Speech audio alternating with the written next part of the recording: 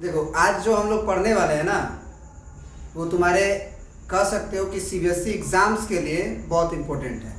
कोई भी मतलब किसी साल का भी एग्ज़ाम हो, वो पूरा का एक कंक्लूज़न बता रहे हैं कि कम से कम 10 मार्क्स के ऐसे क्वेश्चंस होते हैं तुम्हारे पास जो आते ही आते हैं।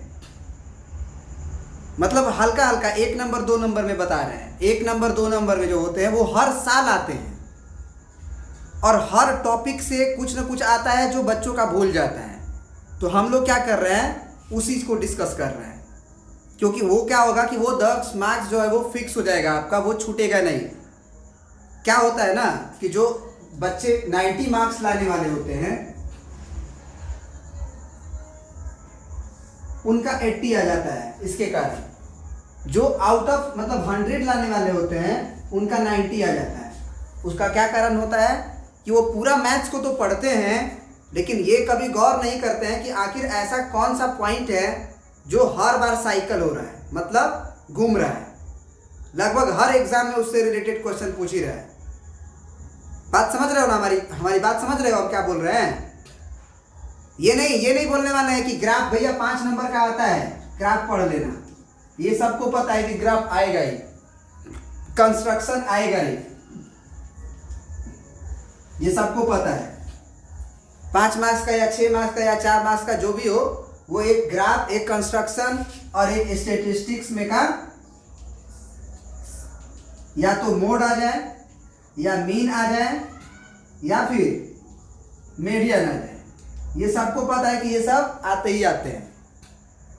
एक और बोला जाता है कि ट्रिग्नोमेट्री में अगर आ जाओ तो ट्रिग्नोमेट्री में एक प्रूफ करने वाला आएगा। जो 10 क्वेश्चन है 8.5 या 8.6 में या 8.4 में जो भी हो एनसीईआरटी का, उसका जो 10 आइडेंटिटी है प्रूफ करने के लिए, उसमें से एक और 2 आता है, उसको आप कर लो। ये सब जानता है कि नहीं? हम ये बता रहे हैं कि 1 नंबर 2 नंबर वाले क्वेश्चन आपसे छूटते हैं और वो हर चैप्टर में कुछ ना कुछ होता है, उसको हम बता देते हैं आपको। क्लियर है? तो ये सब भी आप दिमाग में रखिएगा कि ग्राफ से भैया 5 नंबर का फिक्स है, कंस्ट्रक्शन से 5 नंबर का फिक्स है, स्टैटिस्टिक्स से फिक्स है, ठीक है ना? फिर ग्राफ से हो ही गया, क्वाड्रेटिक इक्वेशन से एगो फिक्स है ना?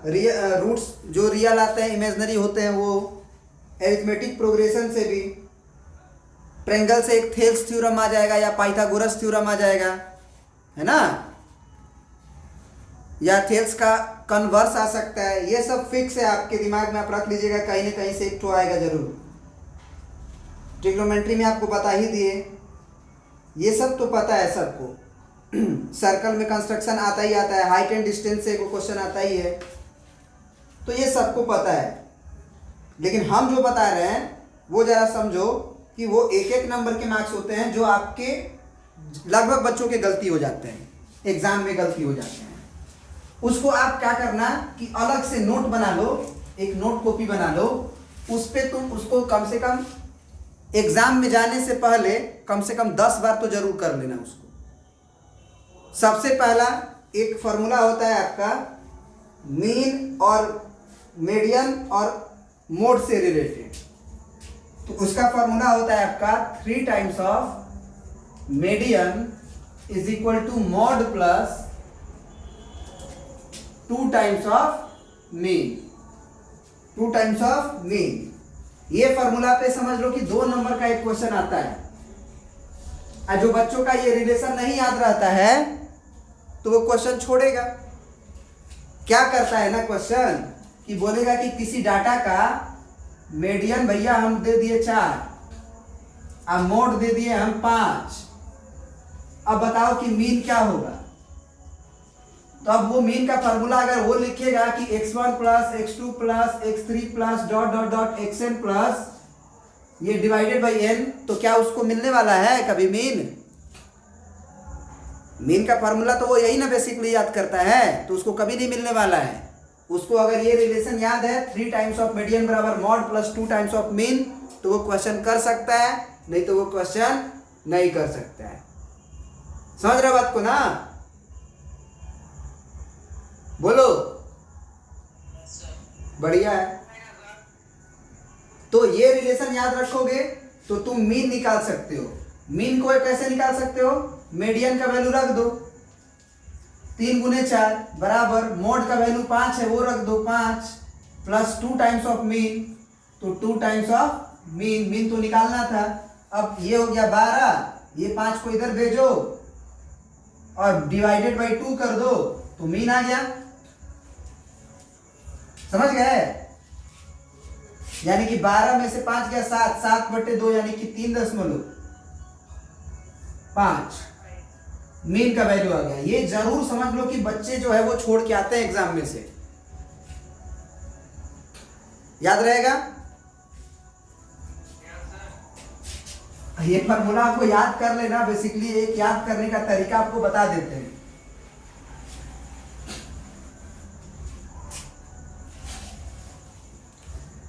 ऐसे याद रख लो कि median divides mode and mean is two 2:1 ratio. ऐसे नोट करके लिख लो, median divides mode and mean in the ratio of 2:1। क्या है मतलब इसका? सेक्शन फॉर्मूला में तुम लोग पढ़े होगे कि अगर कोई पॉइंट किसी चीज को 2:1 में डिवाइड करता है तो ये यही पढ़े हो कि P पॉइंट्स डिवाइड्स, ऐसे पढ़े होगे P पॉइंट्स डिवाइड्स है ना, या फिर A points divides PQ in the ratio M:N। पढ़े हो ना? तो क्या करते हो? A डिवाइड्स PQ बोला है तो A से P लेते हो और फिर A से Q लेते हो। एक्चुअल में P कहाँ हुआ होता है? P बीच में होता है, यहाँ A होता है, यहाँ B होता है। तो P divides AB in the ratio M:N। तो M:N बोलते हो कि नहीं बोलते हो? उसी तरह से ये बोला गया कि मीडियन डिवाइड्स, मतलब P डिवाइड्स तो P को बीच में रखते हो, तो मीडियन डिवाइड्स का मतलब मीडियन को बीच में रखेंगे। Median divides mode and mean, तो मोड पहले आया यहां रहेगा और यहां पे क्या रहेगा? मीन। तो जरा इस फॉर्मूला से बताओ, याद करो कि मीन P के लिए क्या बोलते थे? M का गुना B में, N का गुना A में करते थे ना। अब भाई M प्लस N याद है कुछ? M का गुना B में और N का गुना इसमें, तो P बराबर लिखते थे M इंटू B और प्लस N इंटू A और divided by M plus N। नहीं याद है तब तो रट लो, नहीं तो तरीका से याद करोगे तो बहुत बढ़िया रहता है, वो याद रहता है। तो मीडियन बराबर क्या आएगा जी? मीडियन बराबर क्या आएगा बताओ? ये मोड है ना मेरा, तो 2 का गुना किस में करेंगे? मीन में। तो 2 गुना मीन, 2 इंटू मीन अब प्लस 1 गुना मॉड और divided by M plus N यानी कि 2 + 1 बराबर मीडियन। अब देखो 2 और 1 3 को अगर इधर भेजेंगे तो 3 इंटू मीडियन बराबर नहीं आ जाएगा 2 इंटू मीन अब प्लस 1 इंटू मॉड। बोलो। तो अगर तुम ये नोट याद रखो कि median divides mode and mean in the ratio of 2:1, तो भी ये फॉर्मूला याद रह सकता है निकाल के, नहीं तो याद कर लो डायरेक्ट। समझ गए? 2 मार्क्स का क्वेश्चन फिक्स हो गया तुम्हारा। अब आ जाओ नेक्स्ट कॉन्सेप्ट पे आते हैं, इसको मिटाते हैं। अब ये फॉर्मूला तुम्हारे पास जो अभी हम लोग पढ़े क्या? 3 इंटू मीडियन बराबर मोड अब प्लस 2 इंटू मीन। इसमें 3 अननोन है, मीडियन, मोड और मीन, कोई दो दिया रहेगा और एक तुमसे पूछेगा, तो वैल्यूज को प्लग इन करके इधर उधर करके निकाल लोगे। ये था स्टैटिस्टिक्स का हमेशा आने वाला क्वेश्चन। अब आते हैं प्रोबेबिलिटी में। प्रोबेबिलिटी आसान है, लेकिन एक क्वेश्चन इस पे हमेशा आता है। मतलब दो तरह से क्वेश्चन आता है। एक तो ये फॉर्मूला याद रखना कि किसी चीज की प्रोबेबिलिटी और उसी चीज के ना होने की प्रोबेबिलिटी का सम 1 होता है। एक क्वेश्चन इस पे आता है, या फिर एक क्वेश्चन आएगा ऐसा कि which is not a probability, not a probability of an event. दोनों को समझाते हैं। Which is not a probability of an event, 4 go option देगा। ऑप्शन नंबर ए मान लो दे दिया 1/2, ऑप्शन नंबर बी दे दिया 2, ऑप्शन नंबर सी दे दिया 7/9 और ऑप्शन नंबर डी दे दिया 20/23, ऐसे दे दिया। अब पूछेगा कि कौन इसकी प्रोबेबिलिटी, मतलब किसी भी इवेंट की प्रोबेबिलिटी नहीं हो सकती है। 1/2 किसी चीज की प्रोबेबिलिटी नहीं हो सकती है। बोला है कि which is not a probability of an event. देखो तुम अभी गलती कर दिए ना, एग्जाम में भी गलती कर सकते हो। किसी भी चीज की प्रोबेबिलिटी 1 से ज्यादा नहीं होती है और ना 0 से कम होती है। किसी भी चीज की जो प्रोबेबिलिटी है वो 0 और 1 के बीच में होती है। तो ये ऑप्शन गलत हो जाएगा। 2 कभी भी किसी चीज की प्रोबेबिलिटी नहीं हो सकती है। समझ गए बात को? अरे हेड और टेल आ रहा है, उसी में हेड आने की प्रोबेबिलिटी 1/2 होती है। तो एक इवेंट ऐसा है ना, 2 जो है वो किसी भी चीज की प्रोबेबिलिटी नहीं हो सकती है। प्रोबेबिलिटी का मतलब होता है पॉसिबिलिटी, और पॉसिबिलिटी कभी भी 0 और 1 के बीच में लाई करता है। या तो एक ऑप्शन ऐसे देता है, या इस ऑप्शन के बदले एक ऑप्शन ये भी दे सकते हैं। 1/2 बी दे देगा, 7/5 डी दे देगा, 8/9 और डी दे देगा तुम्हारा -1/3, ऐसे दे देगा। अब सब का प्रोबेबिलिटी सब 1 से छोटा है, लेकिन वो नेगेटिव हो गया। हो गया कि नहीं हो गया? तो नेगेटिव किसी भी चीज की प्रोबेबिलिटी होती है। या तो इवेंट श्योर होगा। जैसे हम बोले 16 वाला जो सिक्का था उसमें दोनों तरफ हेड था। अब दोनों तरफ हेड था तो इस बात की क्या प्रोबेबिलिटी है कि जब सिक्का को उछालेंगे तो हेड आएगा? वो श्योर इवेंट था, 100% हेड ही आएगा। तो 100% का मतलब होता है 100/100। 100% का मतलब फिर 100, तो ये 1। तो जब श्योर इवेंट की प्रोबेबिलिटी 1 हो गई, और अगर हम उसी समय बोलते हैं टेल आने की प्रोबेबिलिटी क्या है, अगर सिक्के को उछाला गया 16 वाला सिक्का है तो टेल तो पक्का नहीं आएगा, क्योंकि टेल है ही नहीं उसमें। तो प्रोबेबिलिटी किसी भी चीज की 0 और 1 के बीच में लाई कर सकती है। नेगेटिव भी नहीं हो सकती है और 1 से अधिक भी नहीं हो सकती है। याद रहेगा? ऑप्शन में ऐसे भी कंफ्यूज करता है। ए ऑप्शन में दे देगा 30%, और बी ऑप्शन में दे देगा 4/3, और सी ऑप्शन में दे देगा, या फिर ऐसे 30% ये दे देगा 4, ये दे देगा 5, ये दे देगा मान 5 ऐसे दे देगा 5/3, और डी ऑप्शन दे देगा मान लो 1/9 करके कर लो आप 10/8 कर लो, 10/8 कर लो। अब इसमें बोलेगा ना कि कौन प्रोबेबिलिटी हो सकती है, नॉट हटा देगा। जैसे which is not a probability of an event की जगह पे कहेगा which is a probability of an event. इसमें से कौन जो है वो एक इवेंट की प्रोबेबिलिटी हो सकती है, ये पूछ सकता है। बताओ। 30%। 4 हो नहीं सकता है। 5/3 भी जो है वो 1 से ज्यादा है, क्योंकि डिनोमिनेटर कम है न्यूमरेटर से। तो निश्चित रूप से भाग देंगे तो 3 एकम 3 1 पॉइंट समथिंग ही आएगा। 8 से भी भागा देंगे तो डिनोमिनेटर ज़्यादा है तो 8 एकम 8, 1 से कुछ ज़्यादा ही आएगा, दशमलव में ही कुछ आए क्यों। लेकिन 30% का मतलब 30 डिवाइडेड बाई 100 मतलब 0.3 जो कि 1 से कम है। तो ये प्रोबेबिलिटी में क्वेश्चन बच्चों से छूटता है एक ठो। वो क्लियर हो गया तुम्हारा? बोलो।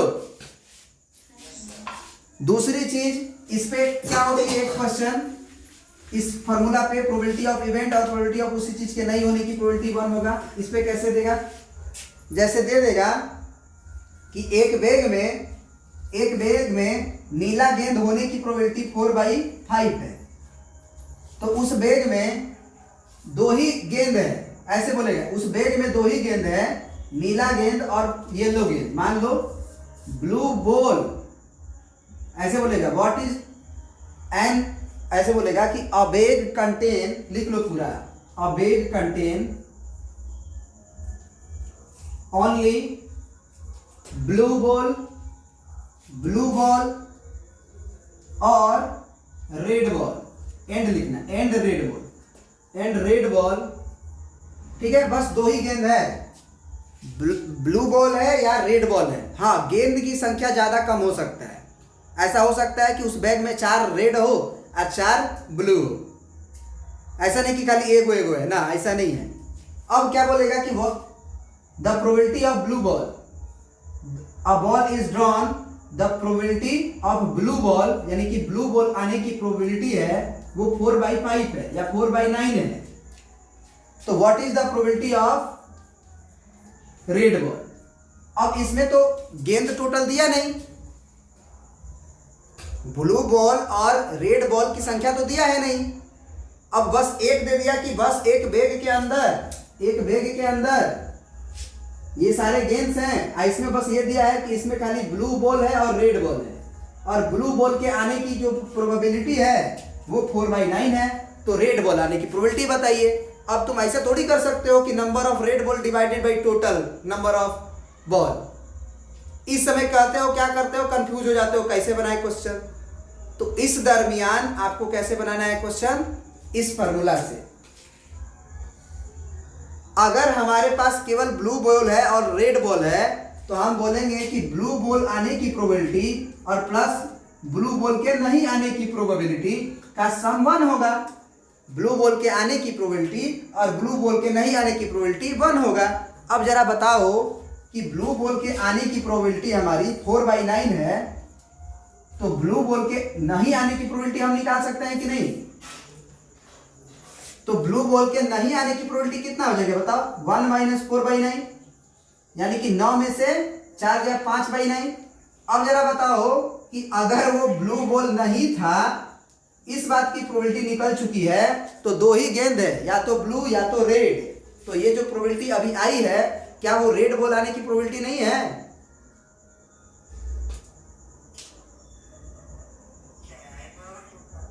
सुनो फिर, यही कंफ्यूजन होता है बच्चों को। देखो अभी भी कंफ्यूज हो रहे हो। देखो अगर एक बैग में 2 ही गेंद है, 2 ही प्रकार के गेंद है, रेड गेंद और ब्लू गेंद।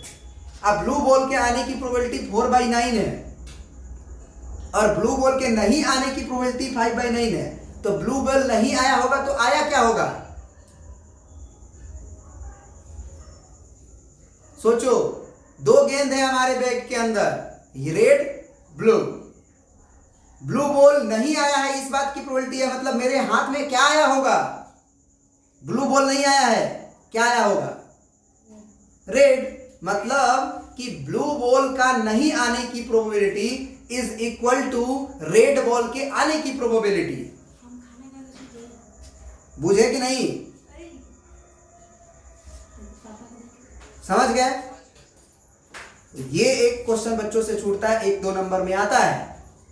ये हुआ प्रोबेबिलिटी की कहानी। अब नेक्स्ट आते हैं, नेक्स्ट चैप्टर में देखते हैं क्या दिक्कत होती है। अब देखिए, थोड़ा सा 1 नंबर 2 नंबर वाला क्वेश्चन में हम बता दें कि सरफेस एरिया एंड वॉल्यूम से ज़्यादा कंफ्यूज करने वाला नहीं आता है। अगर आपको फार्मूला सारा पता है सरफेस एरिया एंड वॉल्यूम का, तो आप बना सकते हैं। एरिया रिलेटेड टू सर्कल का भी क्वेश्चन जो होता है, सेक्टर का एरिया जो होता है आपका थीटा/360 πr² वगैरह से आप बना ही लोगे। है ना, उसमें भी कंफ्यूज करने वाला नहीं आता है। कंस्ट्रक्शन में आपका डायरेक्ट कंस्ट्रक्शन आएगा, उसमें भी कोई दिक्कत नहीं है। देखो सर्कल में एक प्रॉब्लम होता है, और सर्कल में किस तरह का एक क्वेश्चन छोड़ देता है बच्चा कि एक्सटर्नल पॉइंट से कितना नंबर ऑफ टेंजेंट खींचा जाता है। ऐसा क्वेश्चन एक आता है कि number of tangents drawn from an external point to a circle. तो एक बाहर के बिंदु से कितना टेंजेंट एक सर्कल पे खींचा जा सकता है भाई? दो खींच सकते हो। सर्कल के ऊपर अगर पॉइंट रहेगा तब कितना टेंजेंट खींच सकते हो? एक। सर्कल के ऊपर अगर एक पॉइंट है और वो पॉइंट केवल फिक्स कर दिया गया, उसी पॉइंट से कितना टेंजेंट खींच सकते हो? तो मात्र एक। सर्कल के हर एक पॉइंट से भले आप खींचोगे इनफिनाइट हो जाएगा, लेकिन सर्कल के ऊपर लाई करने वाला एक स्पेसिफिक पॉइंट से कितने टेंजेंट खींच सकते हैं? तो मात्र एक, जो छू के निकलेगा। और सर्कल के अंदर अगर पॉइंट रहेगा तब कोई भी टेंजेंट नहीं मित्र। कैसे खींच लोगे अंदर से टेंजेंट? इंटरसेक्ट कर देगा सर्कल को, कोई भी चीज खींचना चाहोगे तो। सर्कल के अंदर अगर पॉइंट रहेगा तो टेंजेंट नहीं होगा, बल्कि वो इंटरसेक्ट कर देगा लाइन को। समझ गए? कोई भी टेंजेंट खींच के देखो तो सर्कल के अंदर से, अंदर वाले पॉइंट से वो टेंजेंट हो पाएगा क्या? नहीं हो पाएगा। सर्कल के ऊपर आएगा एक और टेंजेंट मतलब छू के निकलना चाहिए, टच करके निकलना चाहिए। क्लास 10th में, 11th 12th में जाओगे तो सर्कल इंटरसेक्ट भी करता है, बताया जाएगा क्यों करता है। लेकिन क्लास 10th तक आप कह सकते हो कि कर्व को टच करके निकल गया तो काम हो गया। तो यहां से दो को टेंजेंट इधर, एक इधर, अब कोई नहीं हो सकता है। तो याद रखना कि अगर सर्कल के बाहर पॉइंट है तो दो टेंजेंट, सर्कल के ऊपर पॉइंट है तो एक टेंजेंट, और सर्कल के अंदर पॉइंट है तो कोई टेंजेंट नहीं, जीरो टेंजेंट। याद रहेगा? एक ये कंफ्यूज करने वाला क्वेश्चन था। फिर आ जाओ तुम और देख लेते हैं हाइट एंड डिस्टेंस में जो होता है वो आपको डायरेक्ट क्वेश्चंस आएंगे, उसमें कंफ्यूज करने वाला नहीं आता है। ठीक है ना? डायरेक्ट क्वेश्चन आएंगे, वो आप बनाओगे। हाँ, ट्रिग्नोमेट्री में हमेशा एक कॉम्प्लीमेंट्री एंगल वाला क्वेश्चन आता है। या तो आपको साइन, जैसे आपको 79 degree divided by cos 11 degree दे दिया, वैल्यू पूछेगा कि क्या होगा। या फिर साइन 79 डिग्री और माइनस कॉस 11 डिग्री का क्वेश्चन पूछेगा। तो आप इसमें कॉम्प्लीमेंट्री रूल लगा दीजिएगा। कौन सा कॉम्प्लीमेंट्री रूल? कि साइन थीटा जो होता है वो हमारा कॉस 90 माइनस थीटा के बराबर होता है। तो साइन को जैसे ही कॉस लिखोगे ये थीटा चुप नहीं बैठेगा। साइन को तुम कॉस लिखे हो तो थीटा चुप बैठा है कि 90 माइनस थीटा में कन्वर्ट हुआ है। तो साइन को कॉस लिखोगे तो तुरंत 90 माइनस 79 रखना, और नीचे वाला तो कॉस 11 ही है।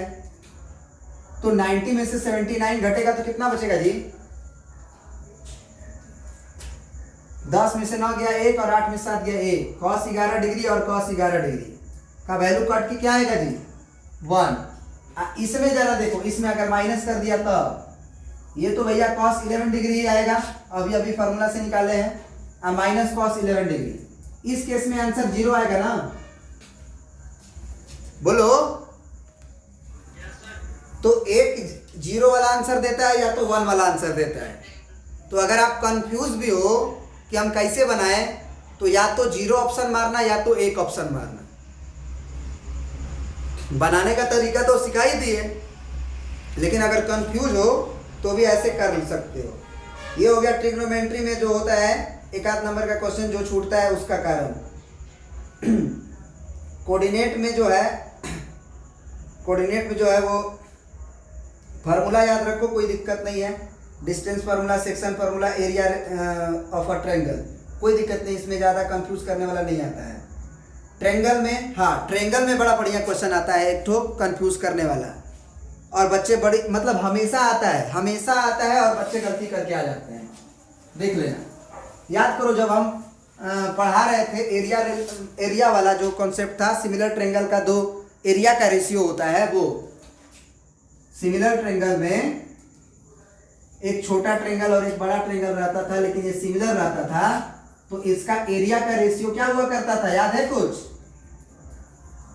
तो एरिया का रेशियो बताया गया था कि इनके कॉरस्पॉन्डिंग साइड्स के रेशियो के स्क्वायर के बराबर होता है। और साइड का रेशियो जो होता है वो इनके एरिया का रेशियो का अंडर रूट के बराबर होता है। तो या तो ये फॉर्मूला पे एक क्वेश्चन पूछता है या एक ये फॉर्मूला पे क्वेश्चन पूछता है। याद रखना, दो सिमिलर ट्रायंगल का एरिया का रेशियो उनके कॉरस्पॉन्डिंग साइड्स के रेशियो के स्क्वायर के बराबर होता है, और उनके कॉरस्पॉन्डिंग साइड्स का रेशियो उनके कॉरस्पॉन्डिंग एरिया के अंडर रूट के रेशियो के बराबर होता है। मतलब याद रखने का तरीका भी बच्चों को बताते हैं कि एरिया जो हमारा होता है वो बड़ा होता है और साइड हमारा छोटा होता है। तो एरिया जब निकालना तो साइड का रेशियो में स्क्वायर कर देना, तब बड़ा होगा।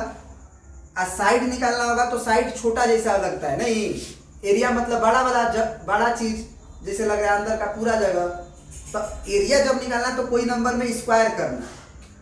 क्वेश्चन कैसा रहेगा, कहेगा कि दो सिमिलर ट्रायंगल का साइड का रेशियो 1:4 है, तो बताओ उनके एरिया का रेशियो क्या होगा। तो अगर एरिया का रेशियो तुमसे पूछ रहा है तो एरिया बड़ा होता है, और बड़ा होता है मतलब साइड का रेशियो में क्या करना होगा, स्क्वायर। और अगर तुमसे पूछे कि भैया दो सिमिलर ट्रायंगल है, उनका एरिया का रेशियो दिया हुआ है 1:4, बताओ उनके कॉरस्पॉन्डिंग साइड का रेशियो क्या होगा, तो समझना कि साइड का रेशियो पूछ रहा है, तो एरिया दिया हुआ है, तो साइड से अगर एरिया दिया हुआ है तो एरिया ज्यादा होता है तो उसको कम करेंगे ना, कम करेंगे तो 1/2। समझ में आ रहा है बात कि नहीं आ रहा है? ये हमेशा 1 नंबर 2 नंबर में क्वेश्चन देता है और बच्चे छोड़ के आते हैं या गलती करके आते हैं। जैसे एरिया का रेशियो पूछा तो वो क्या करेंगे ना कि 1/4 दिख रहा है, तो उनको लग रहा होगा ना कि भैया ये तो अंडर रूट वाला होता है, तो 1/2 कर देंगे आंसर। अब जरा देखो, मतलब बाहर आने लायक मिल गया उनको अगर, तो वो कर देंगे। जैसे मान लो किसी चीज का रेशियो 4/9 दे दिया, तो अगर आंसर में ऑप्शन में 2:3 नजर आ गया तो ऑप्शन मार देंगे।